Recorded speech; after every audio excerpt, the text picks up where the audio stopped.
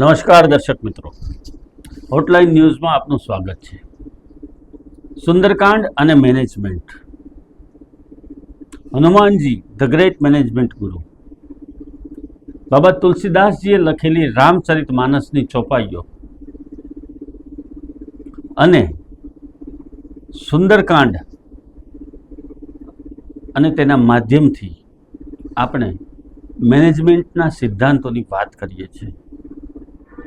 આવો આજે વધુ ચોપાઈઓ જોઈએ અને એનો મર્મ સમજવાનો પ્રયત્ન કરીએ. અવગુણ એક મોર में माना बिछुरत प्राण न कीन्ह पयाना नाथ सो नयन ही को अपराधा निसरत प्राण करही हट बाधा बिरह अग्नि तनु तुल समीरा श्वास जरई छन मही शरीरा नयन स्त्रवही जलुनित हित लागी जरे न पाव देह बिहरागी सीता के अति विपित विशाला बिनहि કહે ભલે દીન દયાલા. એટલે કે હનુમાનજી મહારાજ ભગવાન શ્રી રામને કહે છે કે માતા સીતાનું દુઃખ અપાર છે. ચારે તરફ રાક્ષસોના પહેરા અને બંદોબસ્તની વચ્ચે તેઓને રાખવામાં આવ્યા છે અને હવે આપણે ઝડપથી એમની મુક્તિ માટેનું કાર્ય કરવાનું છે. જ્યારે પણ કાર્ય અસાધ્ય લાગે,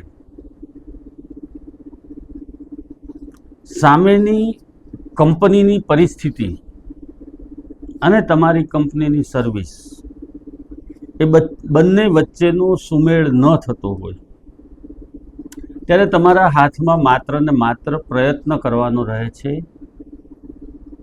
એક પ્રયત્ન, બે પ્રયત્ન, સતત પ્રયત્ન કરતા રહેવું પડે છે. અથક પ્રયત્ન દેવ કા યત્ન.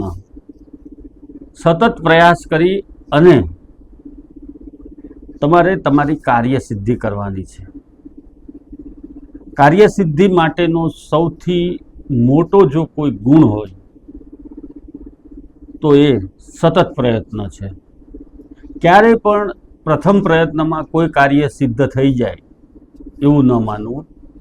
એના માટેના તમામ પ્રયત્નો, એના માટેની તમામ ગુરુ ચાવીઓ તમારે લગાવવી પડશે. એ તમારા તમામ પ્રયત્નો પૈકી કયો પ્રયત્ન તમને સફળતા સુધી લઈ જાય છે એ તમે અથાગ પ્રયત્ન કર્યા પછી જ સમજી શકશો, પછી જ જાણી શકશો. અહીંયા પણ આ જ વાત છે કે સીતા માતા બંદી છે. હનુમાનજી મહારાજ ધારે તો એમને લાવી શકતા હતા ત્યાંથી.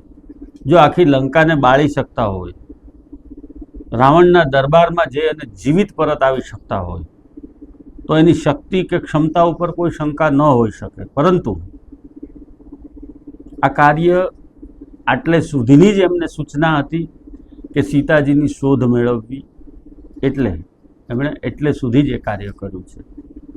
સીતાની શોધ મેળવી અને પરત આવવા સુધીની જ સૂચના હતી એમને.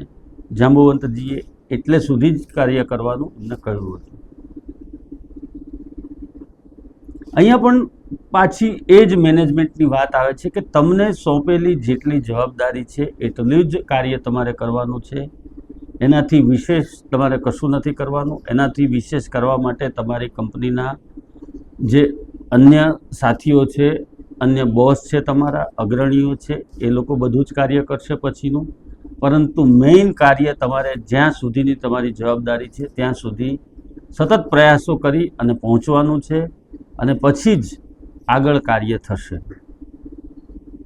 હંમેશને માટે એક વસ્તુ યાદ રાખવા જેવી છે મેનેજમેન્ટની અંદર, એ છે કે કોઈ પણ અસાધ્ય કાર્ય હાથમાં લીધા પછી એને સાધ્ય કઈ રીતે બનાવવું એના જ પ્રયત્ન તમારે કરવાના છે.